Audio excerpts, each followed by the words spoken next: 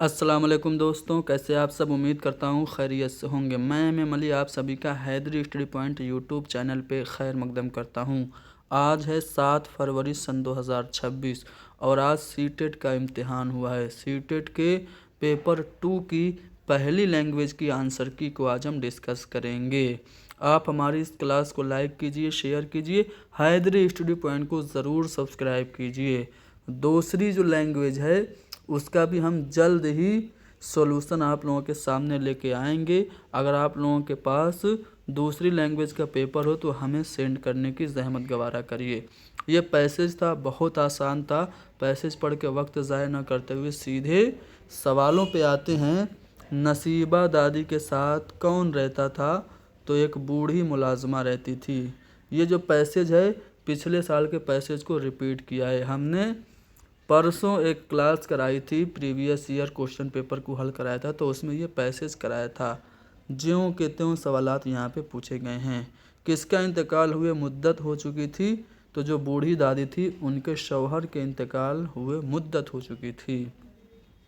नसीबा दादी का बेटा और उनकी फैमिली कहाँ चले गए थे, कहाँ रहते थे? तो अमेरिका में रहते थे। आप पैसेज पढ़ेंगे तो आपको पता चलेगा।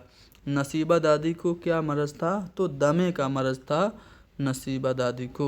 अयाज के साथ नसीबा दादी की छत पर कौन जा धमका? तो अयाज के साथ उसका दोस्त इरफान था। यानी अयाज अपने दोस्त इरफान के साथ नसीबा दादी की छत पर जा धमका।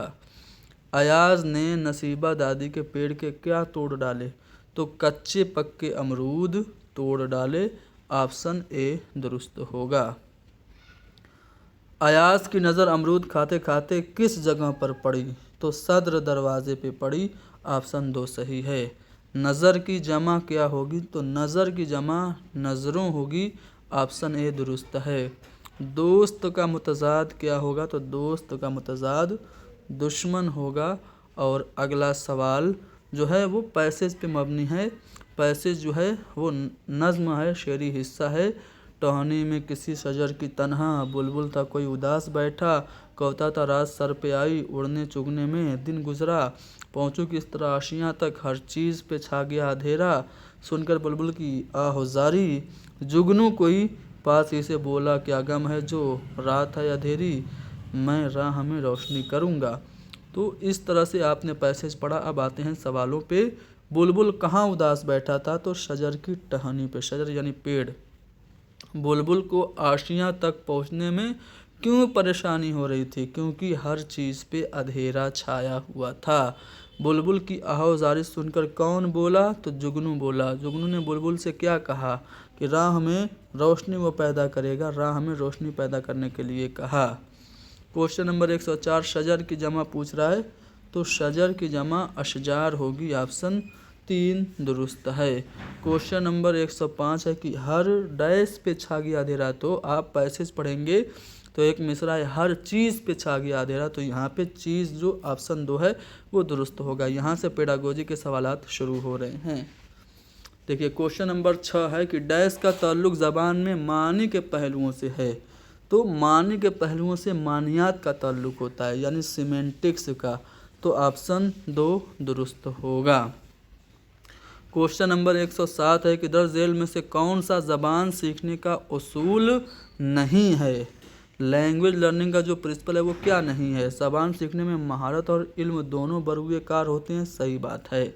आमोजगार सीखने के अपने तरजीही नुक्ते नज़र में मुख्तलिफ हो सकते हैं। हर एक बच्चे की इंडिविजुअल डिफरेंसेस होती है, ये बात भी सही है। ज़बान एक तरसीली ज़रिया है, ये बात भी सही है। ज़बान कवायद के साख्तों और उसूलों को याद करने से सीखी जाती है। तो याद करना ये निगेटिव पॉइंट है, हमसे निगेटिव पूछ रहा है, इसलिए ऑप्शन 4 हमारा सही जवाब होगा।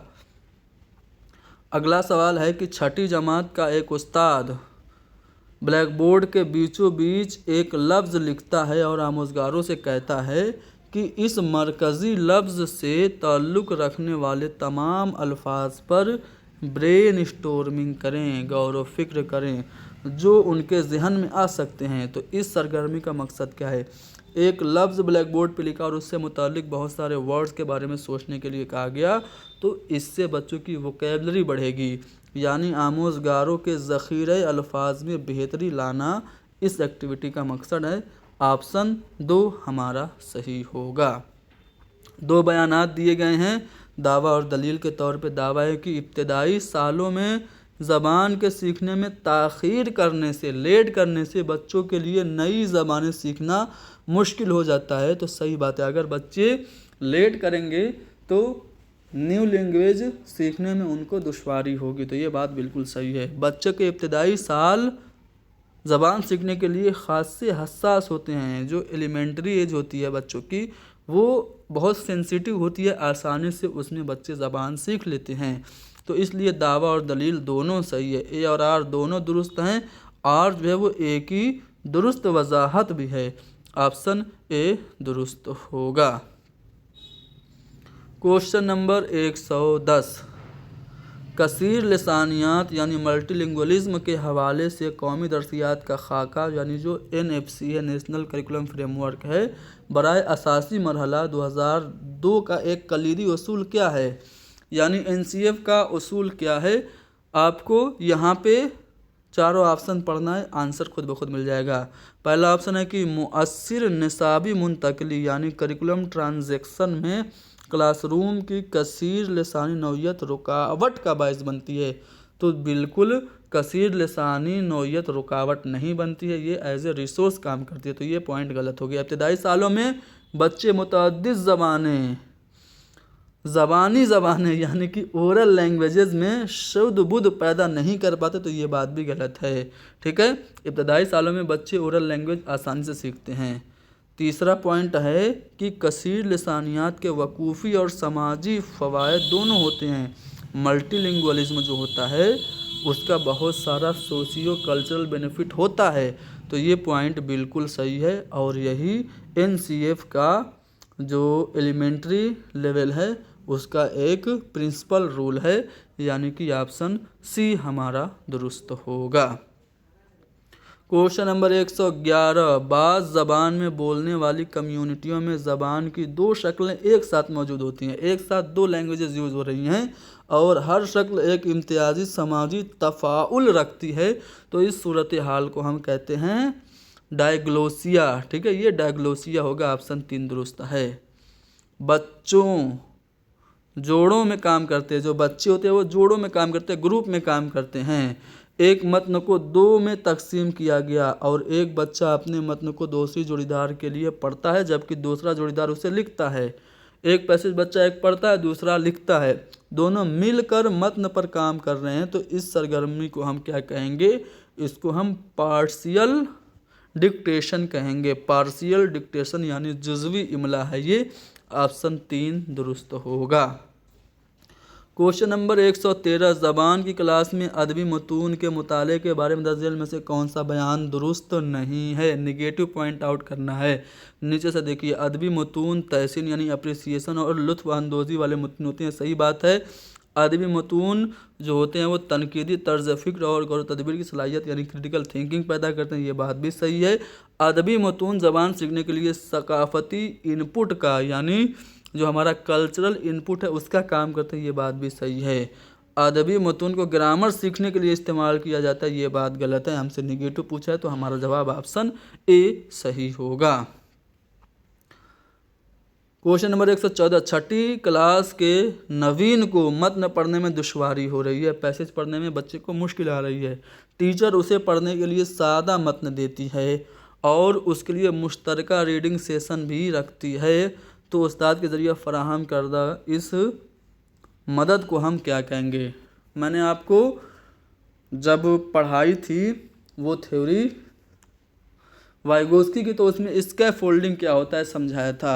तो स्कैफोल्डिंग में हम बच्चों को टेम्परेरी मदद देते हैं और ज़रूरत पड़ने पे मदद हटा लेते हैं। बच्चा पढ़ नहीं पा रहा है तो उसे आसान मतन दिया जा रहा है और फिर मिलजुल के मुश्तरका रीडिंग सेशन भी रखा जा रहा है यानी टेम्परेरी हेल्प दी जा रही है। तो इसको हम कहेंगे स्कैफोल्डिंग। स्कैफोल्डिंग को उर्दू में अलग अलग तर्जुमा करता है, कभी मचान बंदी, कभी तावन मफरूज़ा के नाम से करता है। अच्छी बात इस बार क्वेश्चन पेपर की ये है कि हर ऑप्शन का अंग्रेज़ी में भी ट्रांसलेशन कर दिया है, तो इससे आपका कन्फ्यूज़न नहीं हो रहा होगा। और वैसे भी मैंने इससे पहले जो क्लासेस कराई थी उसमें बताया था कि इंग्लिश वर्ज़न और उर्दू वर्ज़न दोनों सेम होगा। अगर उर्दू समझ में ना आए तो इंग्लिश वाले में देख लीजिएगा, लेकिन इस बार अच्छा काम सीटेट ने ये किया है कि हर क्वेश्चन के आगे इंग्लिश में भी लिख दिया है। चलो, ये क्वेश्चन तो रिपीटेड है, हमने कल ही कराया था। ज़बान की तदरीस व आमोज़िश का कौन सा नुक्ता नज़र मानता है कि ज़बान एक आदत है? लैंग्वेज इज़ अ हैबिट किस में कहा जाता है? तो ये आपका ऑडियो लिंग्विज्म में ऐसा होता है कि लैंग्वेज इज़ अ हैबिट, यानी ऑप्शन ए दुरुस्त होगा। एक बच्चा गैर दर्शी इक़्तिबास अनसीन पैसेज पढ़ता है जिसके लिए उससे तवक्को की जाती है कि वो उनके बाद सवालात का जवाब दे, तो इस किस्म की क़िराअत को क्या कहते हैं? आप जब पैसेज अभी पढ़े होंगे, सीटेट का जो पैसेज आया था तो उसमें पढ़े होंगे, तो आपने क्या किया होगा? क्वेश्चन का आंसर तलाश किया होगा, यानी सरसरी मुतालिया किया होगा कि आंसर कहाँ है। तो इसे हम स्किमिंग कहते हैं, यानी सरसरी क़िराअत कहते हैं। तो ऑप्शन 3 दुरुस्त होगा। उस्ताद बच्चों को 5 तस्वीरें दिखाता है और उनसे कहता है कि इन तस्वीर की बुनियाद पर कोई कहानी कहें। तो इस तरह से अगर कोई कर रहा है तो ये किसकी मिसाल है? क्रिएटिव राइटिंग यानी तख्लीकी तहरीर की मिसाल है। ऑप्शन 4 दुरुस्त होगा। दर्ज झेल में से कौन सी कारकर्दगी मुंदरजा झेल में से कारकर्दगी पर मबनी जायज़े की खुसूसियत कौन सी है? कारकर्दगी पर मबनी जायज़ा जो है वो है कंटेक्चुअलाइज्ड कम्युनिकेटिव टास्क, यानी सियाक़शुदा तरसीली काम। अकॉर्डिंग टू द कंटेक्स्ट जब आप काम देते हैं तो वो परफॉर्मेंस बेस्ड होता है, यानी कि ऑप्शन डी दुरुस्त होगा। क़िराअत के बारे में यहाँ पे 2 बयान दिए गए हैं, कौन कौन से बयान दुरुस्त हैं? पहला है कि क़िराअत सिर्फ हर्फ और सूरत के रिश्ते को समझना और अल्फाज की दुरुस्त अदायगी का नाम है। जी नहीं, क़िराअत का मतलब है मीनिंग को समझना, पढ़ने का मतलब है पढ़ने की का मतलब है मीनिंग को समझना, तफ़हीम। सिर्फ हर्फ और सौत के रिश्ते को समझना या हरूफ की अदायगी नहीं है, तो ये वाले पॉइंट गलत है। दूसरा पॉइंट है कि क़िराअत अलामात को डिकोड करके मानी तक रसाई हासिल है। जी हाँ, तो ऑप्शन बी दुरुस्त है, यानी कि बी दुरुस्त है और ए गलत है। ऑप्शन 3 सही होगा। क्वेश्चन नंबर 120, एक टीचर को अपने तलबा के सुनने की महारत का यानी लिसनिंग स्किल का जायज़ा लेना है, तो सुनने के जायज़े के लिए कौन सी सरगर्मियाँ इनमें से मुंतखब करनी चाहिए? ऑप्शन है कि बच्चों को उनकी ज़बानी पेशकश के एतबार से दर्जा बंदी। जी नहीं, आप क्लासिफिकेशन नहीं कर सकते हैं बच्चों का। उस्ताद बच्चों को एक कहानी सुनाता है जिसके बाद वो तफ़हीम पर मबनी सवालात पूछता है। तीसरा है कि उस्ताद बच्चों को कहानी पढ़ने के लिए कहता है और उसके बाद उनसे तफ़हीम पर मबनी सवालात पूछती है, या फिर उस्ताद उन्हें ज़िक्र अल्फाज पर मबनी काम देता है। तो चूँकि लिसनिंग स्किल की बात हो रही है, सुनने की महारत, तो कहानी सुनाए और फिर उससे रिलेटेड सवाल पूछे, तो ये सरगर्मी अच्छी है। ऑप्शन 2 दुरुस्त होगा। तो हमने आपको पेपर करा दिया ये वाला, ठीक है, जो आपका पूछा था लैंग्वेज 1 पेपर 2 में। अब पेपर 2 का ही लैंग्वेज 2 हम अगले क्लास में हल कराएंगे। क्लास को लाइक कीजिए, शेयर कीजिए, हैदरी स्टडी पॉइंट को ज़रूर सब्सक्राइब कीजिए।